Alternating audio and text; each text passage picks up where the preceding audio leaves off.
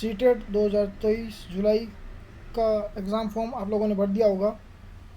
तो दोस्तों आपके दिमाग में अब यही सवाल आ रहा होगा कि सीटेट एग्ज़ाम को कैसे क्वालिफ़ाई करें, इस एग्ज़ाम को कैसे पास करें ताकि केवीएस में, नवोदय विद्यालयों में, डीएसएसबी में कैसे एडमिशन मिले, कैसे वहाँ एज ए टीचर पढ़ाएँ। तो दोस्तों सीटेट एग्ज़ाम लोगों को बहुत ज़्यादा डिफ़िकल्ट लगता है, हार्ड लगता है, टफ लगता है, लेकिन एक्चुअली में ऐसा कुछ है नहीं। जैसा कि लोग कहते हैं कि सीटेट बहुत डिफ़िकल्ट है, बहुत हार्ड है, टफ है, ऐसा कुछ है नहीं। मैंने खुद ने दिसंबर 2020 के अंदर सीटेट का एग्ज़ाम दिया था, जिसमें मैंने स्कोर किए थे 67.33% मार्क्स मैंने स्कोर किए थे। दोस्तों इस वीडियो में मैं आपको यही बताऊंगा कि सीटेट के एग्ज़ाम को आपको कैसे पास करना है, इसके लिए आपकी क्या स्ट्रैटेजी होनी चाहिए, क्या रणनीति होनी चाहिए, जिससे आपको जो मिनिमम क्वालिफिकेशन मार्क है वो आपको मिल जाए। चलिए दोस्तों शुरू करते हैं। सबसे पहले दोस्तों मैं आपको इस वीडियो में मैं अपनी मार्कशीट बताता हूँ ताकि आपको क्लियर हो जाए कि हाँ मेरे किस किस सब्जेक्ट में कितने कितने मार्क्स बने थे। तो अपनी मार्कशीट बता देता हूँ। इसके लिए दोस्तों आपको पता सीटेट की जो मार्कशीट आती है वो डिजी लॉकर पर आती है। मैं डिजी लॉकर पर जाके आपको वो मार्कशीट शो करता हूँ कि मेरे मार्क्स कितने बने थे, कैसे बने थे। ये डिजी लॉकर ओपन हो रहा है। जितनी भी सीटेट करने के बाद में जो आपकी मार्कशीट होती है वो हार्ड कॉपी में आपको नहीं मिलती, सॉफ्ट कॉपी में आपके पास में आती है। जैसे आप डाउनलोड कर लेते हो तो आपके पास में यहाँ इशू में वो आ जाती है। दोस्तों सबसे पहले मैं आपको मार्कशीट दिखाता हूँ सीटेट की। दोस्तों ये मेरा ही नाम है, आप देख सकते हैं, अरविंद राव, ओम प्रकाश राव, मेल, ये मेरा ही नाम है, मेरा ही सीटेट का एग्ज़ाम दिया हुआ है। दोस्तों बताता हूँ इसमें देखो आप सभी को पता होगा दोस्तों सीटेट के अंदर 5 सब्जेक्ट होते हैं।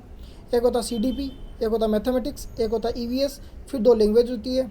आप जो भी पसंद की जो लैंग्वेज है वो लेके आपको एग्ज़ाम देना होता है। हर सब्जेक्ट 30-30 नंबर का होता है, हर सब्जेक्ट 30-30 नंबर का होता है। इस तरह से 5 सब्जेक्ट के 150 नंबर होते हैं और यहाँ पे आपके जो मार्क्स ऑब्टेंड होते हैं वो उस मार्कशीट में बताए जाते हैं। दोस्तों देखो मैं आपको बताता हूँ। सबसे पहले सीडीपी की बात करता हूँ। तो दोस्तों सीडीपी में 30 में से मेरे नंबर बने थे 22। 30 में से कितने नंबर बने थे मेरे? 22 मार्क्स बने थे। उसके बाद मैथमेटिक्स की बात करता हूँ तो मैथमेटिक्स में मेरे 30 में से नंबर बने थे 23। बात करता हूँ ईवीएस की तो इसमें मेरे 30 में से मेरे 20 नंबर बने थे ईवीएस में। फिर हिंदी में 18 और इंग्लिश में 18। तो दोस्तों ऐसा करके टोटल मेरे 101 नंबर बने थे, जो मिनिमम क्वालिफिकेशन की क्वालिफाई करने के लिए काफ़ी थे। वैसे 90 नंबर लाने होते हैं 150 में से, तो आपको ये एग्ज़ाम आप क्वालिफाई कर जाते हो। 60% आपको मार्क्स लाने होते हैं। मेरे 66% बने थे, 67% बने थे। इसकी रणनीति मैं आपको शेयर करूँगा दोस्तों, किस तरह से ये बनते हैं। देखो दोस्तों सीडीपी के लिए जो ये सीडीपी सब्जेक्ट है, इसके लिए दोस्तों सबसे इम्पोर्टेंट बात है कि जो राजस्थान के जो विद्यार्थी हैं जो सीटेट का जो रीट का एग्ज़ाम देते हैं, उनको क्या है, जैसे वो रीट का एग्ज़ाम देते हैं तो रीट के एग्ज़ाम में एकदम पॉइंट टू पॉइंट क्वेश्चन आते हैं। पॉइंट टू पॉइंट मतलब ये है सीधा क्या बोलते हैं, फैक्चुअल क्वेश्चन होते हैं, उसमें फैक्ट पे पूछते हैं, सीधा उस पर फैक्ट पूछते हैं। लेकिन सीटेट में ऐसा नहीं है दोस्तों। सीटेट के एग्ज़ाम में फैक्ट नहीं पूछते बल्कि आपको कॉन्सेप्ट पूछते हैं कि भाई ये चीज़ ऐसी है तो ऐसा क्यों है। वो आपको एक सिनेरियो क्रिएट करके देंगे और आपसे पूछेंगे कि अगर आपकी क्लास में एक बच्चा हमेशा गुमसुम रहता है, चुप रहता है, तो इसके उपचार के लिए आप क्या समाधान कर सकते हो। तो एकदम आपको क्या है, प्रैक्टिकल टाइप का क्वेश्चन देते हैं, उसको आपको 4 ऑप्शन देके सॉल्यूशन निकालना होता है। तो दोस्तों सीडीपी के अंदर सबसे ज़्यादा इंपॉर्टेंट है factual question. No sorry, factual नहीं, सबसे ज़्यादा जो अप्लाइड क्वेश्चन होते हैं वो सबसे ज़्यादा इंपॉर्टेंट होते हैं। उसमें आपको क्या करना है, सीडीपी के अंदर आपको एज ए टीचर थॉट रखनी है। आपका विचार एज ए टीचर होना चाहिए। भाई मैं टीचर हूँ, स्कूल में पढ़ा रहा हूँ और मेरे सामने इस तरह का बच्चा है तो मैं उसके लिए क्या इलाज करूँगा। अगर आपका एप्टीट्यूड टीचर के जैसा है, अगर आपका एप्टीट्यूड टीचर जैसा है, आपका एटीट्यूड टीचर जैसा है, तो दोस्तों आप इस सीडीपी के अंदर आराम से आप 25 नंबर बना सकते हो। 30 में से 25 नंबर आराम से बना सकते हो, बशर्ते आपका एटीट्यूड और एप्टीट्यूड टीचर के रूप में हो। आप अपने आप को एक टीचर के रूप में देखें। उसके बाद बात करते हैं मैथमेटिक्स की। तो दोस्तों मैथमेटिक्स इतना कोई डिफ़िकल्ट आता नहीं है, टफ आता नहीं है, इजी मैथमेटिक्स है, कोई इतना हार्ड है नहीं। एकदम नॉर्मल से फ्रिक्शन के क्वेश्चंस आते हैं, उसके बाद में जस्ट नंबरिंग के क्वेश्चन आते हैं, सीरीज़ के क्वेश्चन आते हैं, तो इतना डिफिकल्ट कोई आता नहीं है। थोड़े बहुत ज्योमेट्री के क्वेश्चन आते हैं, वो भी इजी लेवल के, फिफ्थ एट्थ क्लास तक के लेवल के क्वेश्चन आते हैं हाईएस्ट। इससे इंपॉर्टेंट, इससे ज़्यादा हार्ड क्वेश्चन आते नहीं है। आप सोचो 10th के कोई साइन कोस थीटा वाले क्वेश्चन आ जाए, ऐसा कुछ भी नहीं है, एकदम ईजी आता है।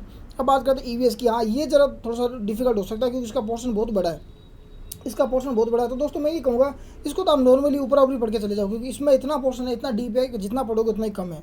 तो ये थोड़ा सा डिफिकल्ट हो सकता है। और लैंग्वेज है दोस्तों, तो लैंग्वेज का पता नहीं लगता, कभी लैंग्वेज ईजी आती है, कभी डिफिकल्ट आ जाती है। मेरे लिए देखो सेकेंड लैंग्वेज में इंग्लिश लेना आसान था, इसलिए मैंने इंग्लिश ले लिया। और फर्स्ट लैंग्वेज में मैंने हिंदी ले लिया, क्योंकि मैं हिंदी में ज़्यादा अच्छा फील कर रहा था, तो मैंने हिंदी ले लिया। दोस्तों अगर आपकी इंग्लिश अच्छी है तो आप फर्स्ट लैंग्वेज के अंदर इंग्लिश लीजिए। और अगर आपकी हिंदी अच्छी है तो आप फर्स्ट लैंग्वेज में हिंदी लीजिए। अगर आपकी संस्कृत अच्छी है तो आप सेकंड लैंग्वेज में संस्कृत ले लीजिए। यहाँ पे इंग्लिश की जगह संस्कृत ले लीजिए। ज़रूरी नहीं आप इंग्लिश ही लो, लेकिन जहाँ तक पॉसिबल है दोस्तों फर्स्ट लैंग्वेज में आप हिंदी रखिए। ये थोड़ा सा कंपेरेटिवली इंग्लिश के कंपेरिजन में थोड़ा सा ईजी आता है ना। बुक्स की बात करता हूँ दोस्तों, तो मैंने एक ही बुक पढ़ी थी, अपने लक्ष्य की बुक आती है ना, लक्ष्य की गाइड आती है। वो लक्ष्य की ये गाइड होती है, वो पूरी इनफ है। आप उस लक्ष्य की गाइड पढ़ लोगे, उसमें से इनफ है, आप पढ़ लोगे, पता लग जाएगा। और वैसे दोस्तों आपने फर्स्ट ईयर सेकंड ईयर में पढ़ा होगा, क्योंकि मेरा हाल ही फिलहाल फर्स्ट ईयर और सेकंड ईयर कंप्लीट हुआ था, तो मेरे लिए इतना डिफिकल्ट था नहीं, क्योंकि first year second year exam दिए थे, उसमें भी बहुत सारे ऐसे अप्लाई टाइप के क्वेश्चन होते हैं, सिचुएशन होती है, तो वैसे करके मैंने तैयारी कर ली थी। तो आप भी फर्स्ट ईयर सेकंड ईयर की बुक से थोड़े बहुत देख सकते हो, नहीं तो लक्ष्य की गाइड लेके आ जाइए, वो एकदम सफिशियंट रहेगी।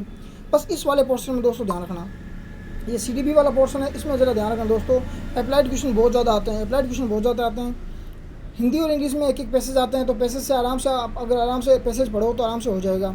अब सबसे बड़ी बात है दोस्तों, इसका जो रिज़ल्ट है सीटेट का, वो रिज़ल्ट बहुत कम रहता है। पिछली बार की बात करें तो दोस्तों 24% इसका लेवल फर्स्ट का रिजल्ट रहा था, 24%। मतलब अगर 100 विद्यार्थियों ने एग्ज़ाम दिया था तो उसमें 24% विद्यार्थी ही पास हुए थे। ऐसा क्यों है, इतना कम रिजल्ट क्यों होता है? सबसे बड़ी बात है दोस्तों, लोगों ने सीटेट की हवा बनाई हुई है, हवा की हुई है कि सीटेट बहुत डिफिकल्ट है, उसको क्रैक नहीं कर सकते। मैं कहता हूँ सीटेट बहुत ईजी है, कोई डिफिकल्ट नहीं है, आराम से आप सीटेट को पास कर सकते हो। शर्त बस ये है कि आपका एप्टीट्यूड और एटीट्यूड कैसा होना चाहिए, एज ए टीचर होना चाहिए, टीचर के रूप में आपका एप्टीट्यूड होना चाहिए, तो आप इस पे एग्ज़ाम को आराम से क्लियर कर सकते हो, आराम से इसको पास कर सकते हो। तो दोस्तों आई होप ये वीडियो आपको अच्छा लगा होगा। अगर आप इसके रिगार्डिंग और भी मुझसे कुछ पूछना चाहते हैं तो कमेंट में ज़रूर बताइएगा। आज के लिए इस वीडियो में इतना काफ़ी है, मिलते हैं नेक्स्ट वीडियो में, तब तक के लिए अपना ख्याल रखिए, टेक केयर, बाय बाय।